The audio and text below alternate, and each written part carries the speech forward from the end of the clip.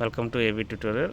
ఇంకా మనకి ఈరోజు వచ్చేప్పటికి ఆంధ్రప్రదేశ్ రాష్ట్రానికి సంబంధించి ఈ యొక్క రెవెన్యూ డిపార్ట్మెంట్కి సంబంధించి కొన్ని అప్డేట్స్ అయితే రావడం జరిగింది. సో ఇక్కడ వచ్చేటికి ప్రధానంగా రెవెన్యూ డిపార్ట్మెంట్లో ముఖ్య పాత్ర పోషిస్తున్నటువంటి ఈ యొక్క విఆర్ఓలు విఆర్ఏ వ్యవస్థకు సంబంధించి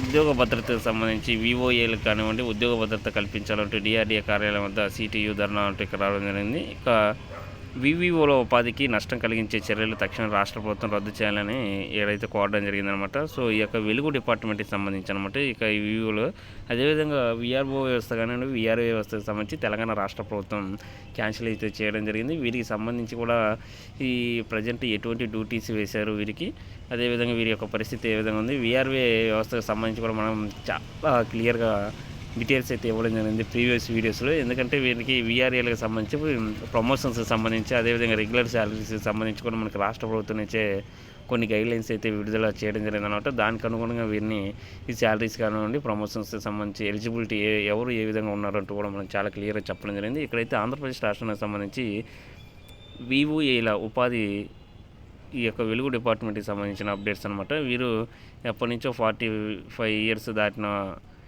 విఓఏలను విధుల నుండి తొలగిస్తారన్న నిర్ణయాన్ని వెనక్కి తీసుకోవాలంటూ వీరు ఒక సర్క్యులర్ నెంబర్ 3 ప్రకారం November 22 నాటికి ప్రస్తుతం పనిచేస్తున్న ఈ యొక్క విఓఏలను తొలగిస్తామని చెప్పడాన్ని తీవ్రంగా అయితే వీరు డిసప్పాయింట్ అయ్యారనమాట.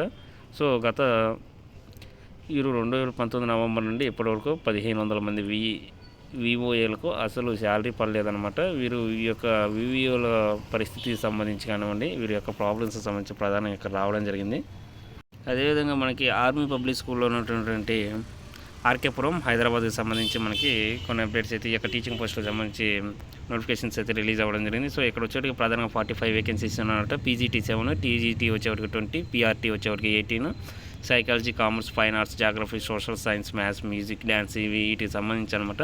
సో ఎవరైతే ఈ యొక్క స్పెషలైజేషన్ డిఈడి బిఎడ్ చేసిన వాళ్ళు ఉంటారో వాళ్ళు ఈ అప్లికేబుల్ అనమాట. సో ఎక్స్పీరియన్స్ కూడా అడగడం జరిగింది. ఎవరైనా ఉంటే ఎక్స్పీరియన్స్ కూడా వీరు మెచ్ చేయొచ్చు అనమాట. సో మనకి లాస్ట్ ఏజ్ వచ్చేప్పటికి దీనికి సంబంధించి June 6th అనమాట. సో మన army public school RK Puram Secunderabad ఈ యొక్క వెబ్సైట్కి మనం దరఖాస్తు అప్లికేషన్ అనేది మన ప్రీవియస్ వీడియోస్లో కూడా దీని గురించి చాలా స్టెప్ బై స్టెప్ అయితే ఎలా అప్లై చేయాలనేది కూడా చెప్పడం జరిగింది. సో మనకి ఇంకా డౌట్స్ ఉన్నట్టయితే ఖచ్చితంగా ఆ వీడియో చూడండి. నేను కింద డిస్క్రిప్షన్లో ఆ లింక్ అయితే ఇవ్వడం జరుగుతుంది అనమాట. సో ఇది ఈరోజు ప్రధానంగా మనకు ఉన్నటువంటి అప్డేట్స్. Thank you.